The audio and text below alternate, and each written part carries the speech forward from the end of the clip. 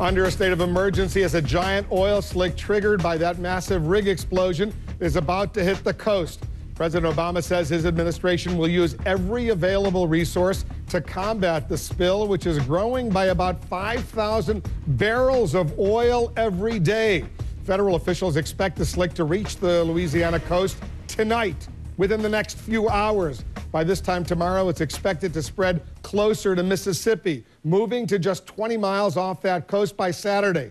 CNN's Brian Todd is standing by live. Chris Lawrence is over at the Pentagon. Ed Henry is over at the White House. Let's go to Brian first for the latest from the scene. Brian, what's going on?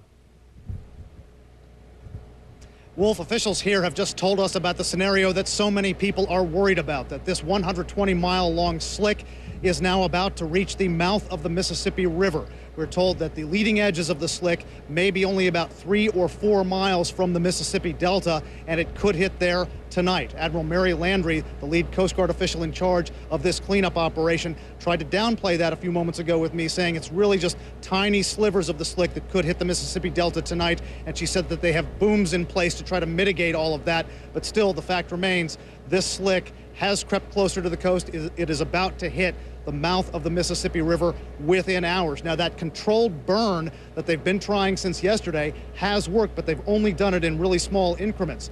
Doug Suttles of BP said that they've been able to burn off about maybe 100 barrels, and it did work well, but in a very small amount. He says that larger burns are planned and that they're going to step up that operation to burn maybe between 500 and 1,000 barrels of oil at a time.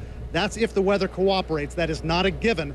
And of course, with 5,000 barrels a day pouring out of this thing, that may not do much to mitigate, a lot of this oil slick, Wolf. So what I hear you saying, Brian, is that some of those beautiful beaches along the Gulf Coast, they are really in danger right now, and the beautiful white sands could turn to black sand pretty soon.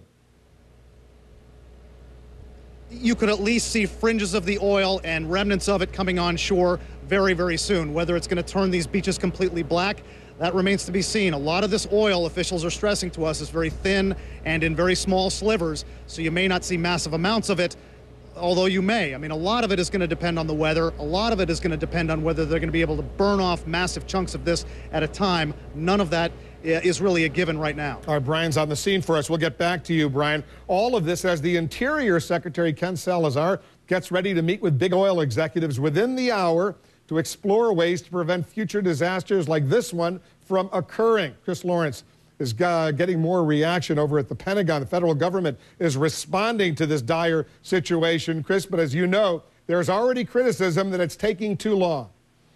That's right, Wolf. Well, the Interior Department is sending an actual SWAT team down to the Gulf to inspect all the platforms and rigs in that area.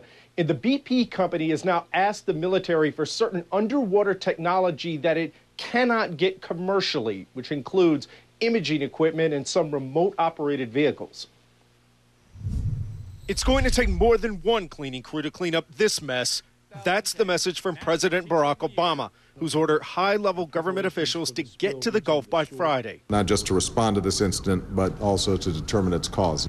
And the call's going out to multiple departments. What assets can you bring to plug the leak? Or assist in making sure that a minimal amount of water, or of oil, reaches the shoreline. The U.S. Navy has sent more than 60,000 feet of inflatable boom to help rope off and collect the spill. It shipped 7 skimming systems to scrape the oil off the surface of the water. And it sent 50 civilian contractors to help officials already in the Gulf. This is receiving top-level attention in the department. The military has used C-130s to drop foam and water on wildfires out west. Now a Pentagon official says they could deliver similar oil-dispersing chemicals by air. The spill is worse than it looked at first, so the cleanup mission could drag on a lot longer. The Naval Air Station in Pensacola has been converted to a staging area for all those barges, pumps, and other equipment needed in an extensive cleanup mission. If it were heading that direction and we were called upon to look at those kinds of things, I'm sure we would be responsive if we could be. Now, that could even include putting troops on shore to help clean up the spill there if it came to that. Now, is all this help free? Of course not. It costs. Maybe millions, depending on how long this drags on. But both the Pentagon and Homeland Security both say there is precedent for making a company reimburse the government so that taxpayers don't get stuck with the bill. Well, Chris Lawrence will watch this for us, coordinate the coordinated federal response. Let's get some more now from our senior White House correspondent, Ed Henry. Ed, the accident happened on April 20th, and as I pointed out, there's already criticism. What's taking so long for the federal government to do its job? Well, Wolf, there's no doubt that the Obama administration was pretty hands-off last week. They were letting this play out a little bit, but they really sort of changed their tack, especially after last night's acknowledgement that this was spilling about 5 times more oil than originally anticipated from the president on down. Mr. Obama getting a big briefing this morning from top officials. Then Secretary Napolitano from the Homeland Security Department coming out and saying this is a spill of national significance, which is important because, as you noted, that means now more federal resources can be sent to the scene. But I think what's also significant is from the president on down, they are not so subtly pointing the finger of responsibility at the company, BP. Take a look, listen to how the president put it himself. While BP is ultimately responsible for funding the cost of response and cleanup operations, my administration will continue to use every single available resource at our disposal. So they are clearly pointing the finger at the company. Nevertheless, a whole slew of Obama officials are now heading down to Louisiana on Friday. They know this could be a big political problem, and they want to get on top of it, Wolf. The other big political problem and potential environmental problem is only a few weeks ago, the White House, with a lot of fanfare, announced that they now support offshore oil drilling along the Atlantic coast, more in the Gulf. And this is now causing a lot of second thoughts, shall we say, a lot of concern.